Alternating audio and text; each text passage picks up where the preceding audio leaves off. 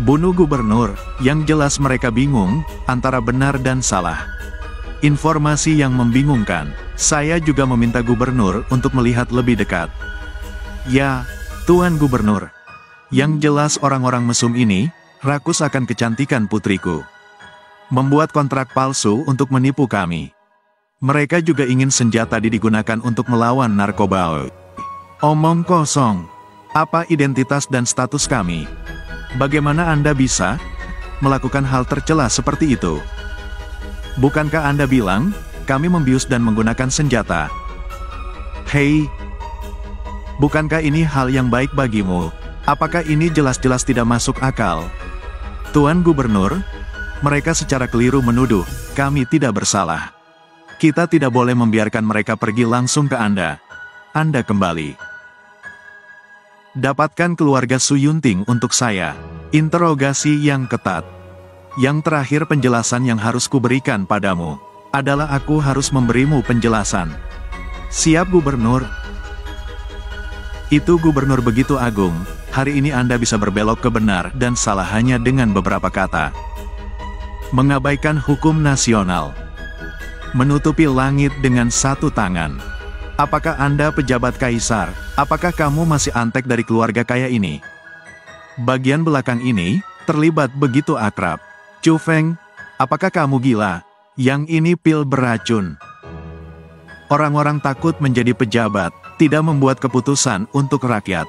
Sebaiknya pulang dan menjual ubi jalar. Hal semacam ini pantas mendapat gelar kehormatan orang dewasa kan? Dia benar-benar Tuan Kaisar. Apa maksudmu? Jika kamu membiarkanku pergi, kamu berani tidak menghormati gubernur ini. Tuan Gubernur, orang ini adalah orang yang baru saja melukai kita. Lalu orang-orang dari keluarga Kyoto itu pun terus memprovokasi Tuan Gubernur. Mereka belum tahu siapa identitasnya, bahkan gubernur pun belum tahu. Dia pun ikut merendahkan Chu Feng. Lalu dia menyuruh pengawal menangkapnya. Namun tanpa diduga hal itu dihalangi oleh Kapten Moiji.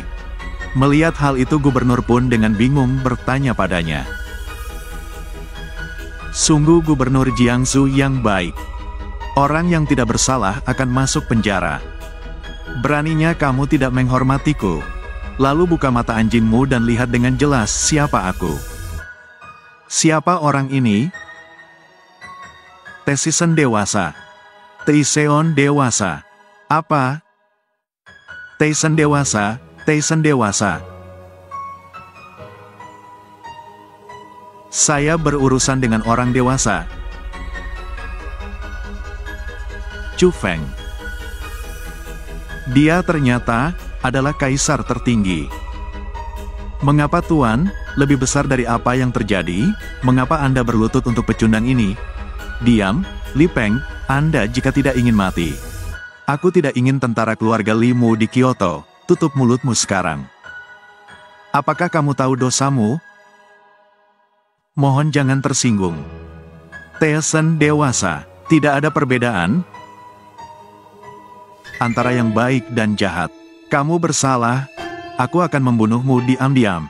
Tidak bermaksud menyerang. Anda tidak acuh terhadap yang baik dan yang jahat. Saya pikir Anda sengaja melakukan kejahatan. Membingungkan benar dan salah dan menyaksikan Li Peng dan lainnya melakukan kejahatan. Tidak hanya tidak peduli dan berkolusi dengannya, saya melihat Anda, saya ingin berpegang teguh pada dukungan besar dari 3 keluarga bangsawan besar di Kyoto. Untuk melindungi masa depan Anda sendiri? Pak, saya salah. Saya mohon demi saya melayani Anda. Di muka kesetiaan, beri saya jalan keluar.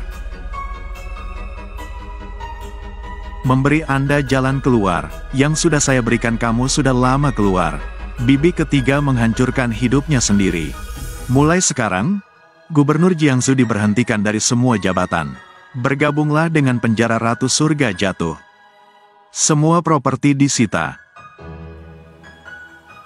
Tuan dewasa, saya mohon, tolong lepaskan saya.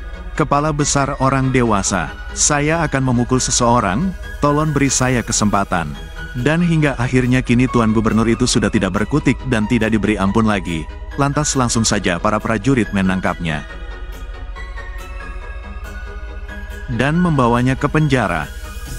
Tyson dewasa bagaimana menghadapi orang-orang ini? Apakah kalian ingin mati atau hidup?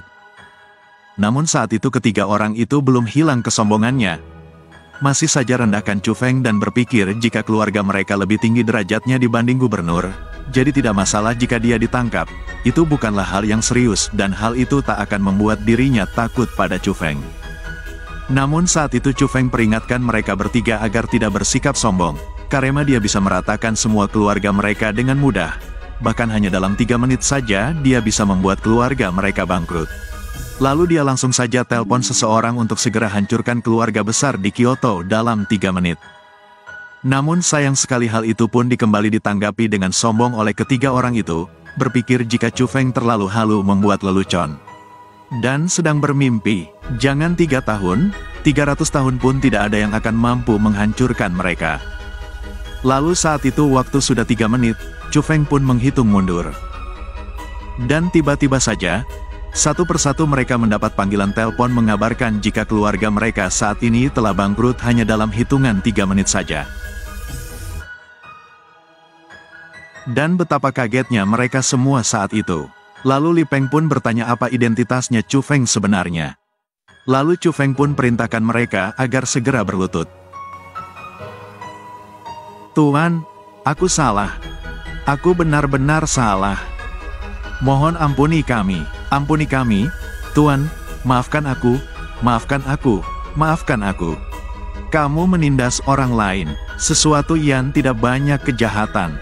Tanganku kotor jika aku memukul kalian. Berlututlah dan tampar dirimu sendiri 200 kali. Jika satu orang hilang, aku akan membuatnya tidak bisa makan dan berjalan berputar-putar. Terima kasih Tuan.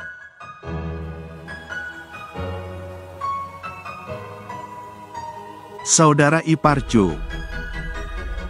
Akankah orang-orang itu membalas dendam pada kita di masa depan? Tidak, kecuali mereka tidak ingin hidup lagi. Jangan khawatir, tidak ada yang akan berani menindas kamu lagi. Kamu baik sekali Chu Feng. Tidak. Menantu yang baik. Ternyata kamu memang orang hebat.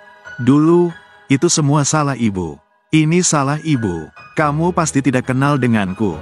Bagaimana bisa? Lagi pula, kita tidak ada hubungan satu sama lain lagi. Maksudmu, Chu Feng?